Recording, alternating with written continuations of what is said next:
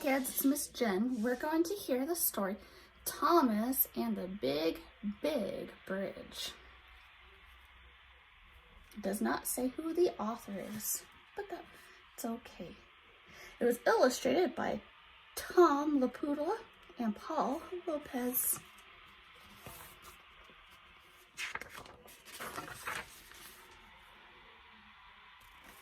Our pictures will give us clues to what our story is about.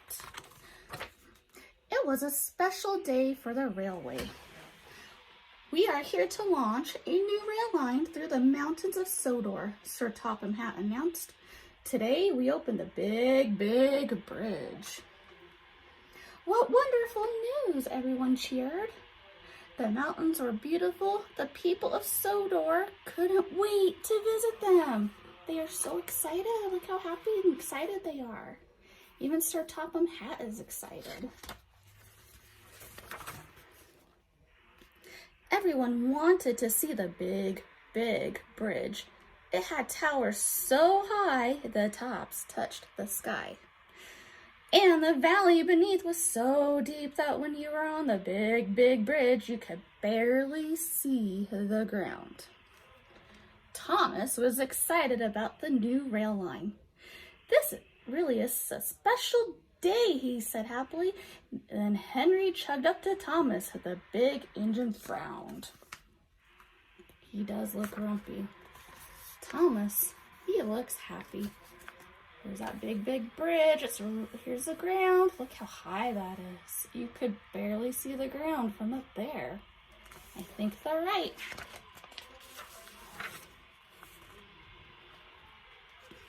And Thomas doesn't look quite as happy now. I wonder what happened. Let's find out.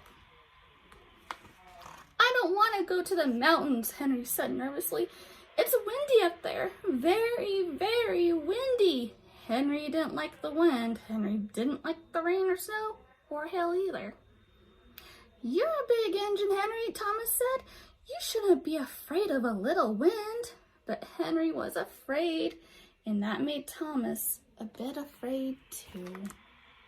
So that's what happened. Thomas is now a little afraid because Henry's a little afraid. Sometimes that happens to us people as well.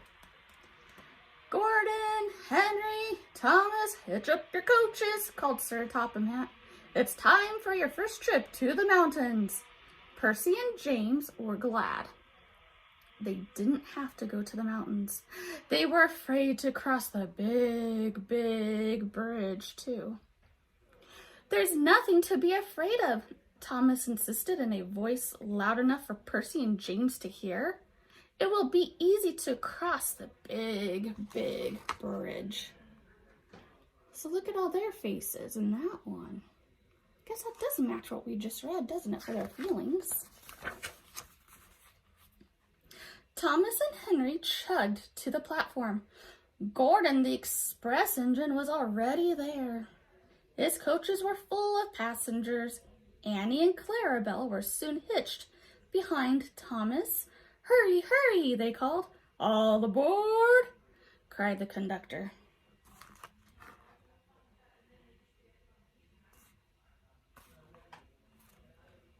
Sir Topham Hatt turned to the crowd and waved his hat one last time. Toot toot, Gordon whistled. Follow me. In a burst of steam, the big blue engine was off. I want to be on that train. I want to be on the passenger cars. That looks like a fun time. Ooh, look at all this. Lots happening. I want to be there. That looks fun. Look how happy he is. Soon, the trains were rolling through the countryside in a long line. Gordon took the lead. Behind him chugged Henry. Then, because he was the smallest, came Thomas.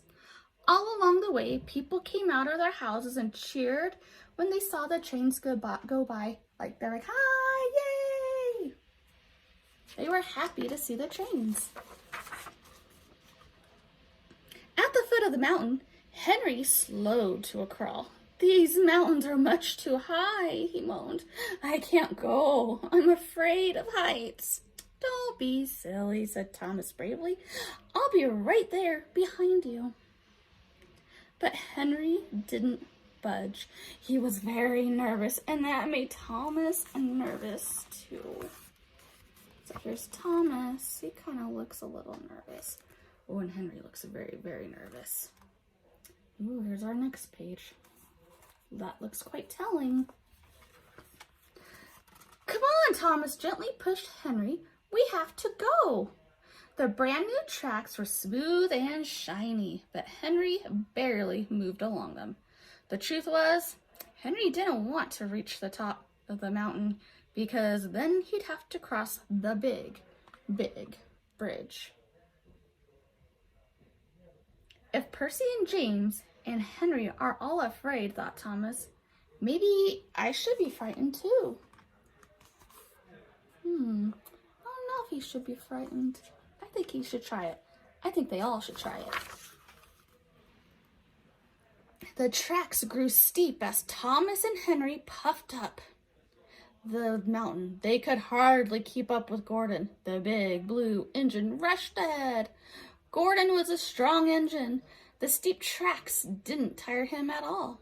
Wait for us, Henry called, but Gordon climbed higher and higher until he was out of sight.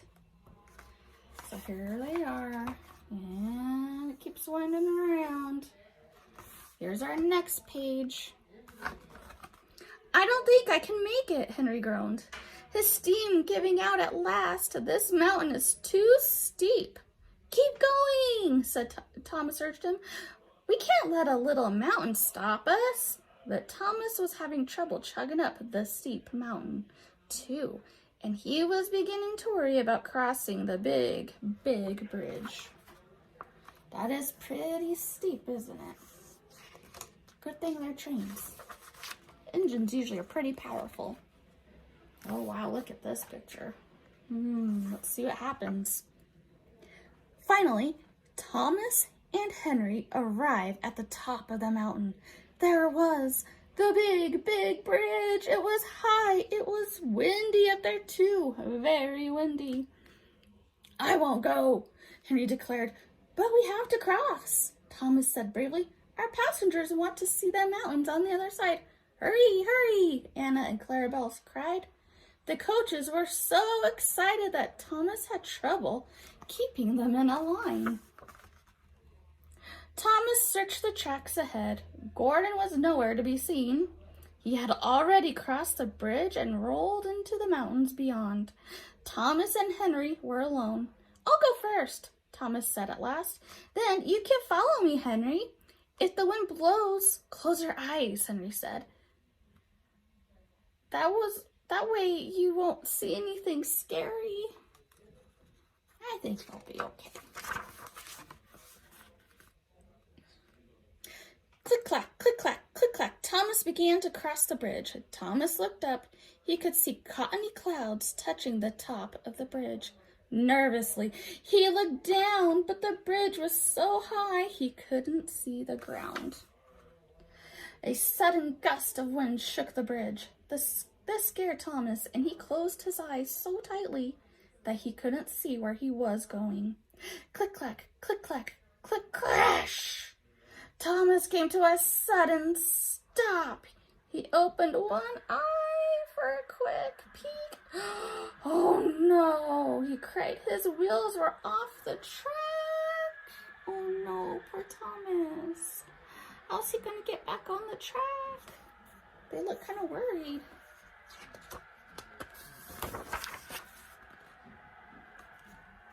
Are you all right, Thomas called Henry. I'm stuck, Thomas said glumly. I couldn't see where he's going, and my front wheels have jumped the track. Just then, Gordon returned. He frowned when he saw Thomas stuck in the middle of the bridge. Yeah, Gordon does not look happy, does he? Go find Harold, Gordon called to Henry. Relieved, Henry backed down the mountain to find the helicopter. Thomas kept his eyes closed. He was too afraid to look. But inside his coaches, the passengers enjoyed the wonderful view. So the people liked being up on the big, big bridge, just not the train engine song. Well, Gordon seems pretty happy about being up there. Finally, Thomas heard the whirl of the rotors. Harold was there to rescue him. Slowly, Thomas opened his eyes. He looked at the blue sky above and the green mountains all around. What a lovely view, he exclaimed. I was silly to shut my eyes. I almost missed everything. Hitch the rope to your buffer and hold on, Harold cried. In no time at all, Harold had lifted Thomas back onto the tracks. Thomas backed up to where Henry waited. Come on, Henry, said Thomas. The view is spectacular. I should never have been afraid. With that, Thomas turned and chugged happily across the big bridge. Henry watched in wonder. If he's not afraid, maybe I shouldn't be either, Henry decided. Slowly, the big green engine made his way across the big bridge, too. And look how happy they are. See? It's not so bad. It's good to try new things. Soon, Thomas and Henry arrived at the station house. The mountains were really lovely. Everyone was happy to have seen them, but Thomas was the happiest one of all. He was proud that he had crossed the big, big bridge. And look how happy his face is. And that's it for that story. Thanks for watching my read aloud from the Big Red Caboose at the Colorado Model Railroad Museum in Greeley, Colorado. See you later. Read to you next time.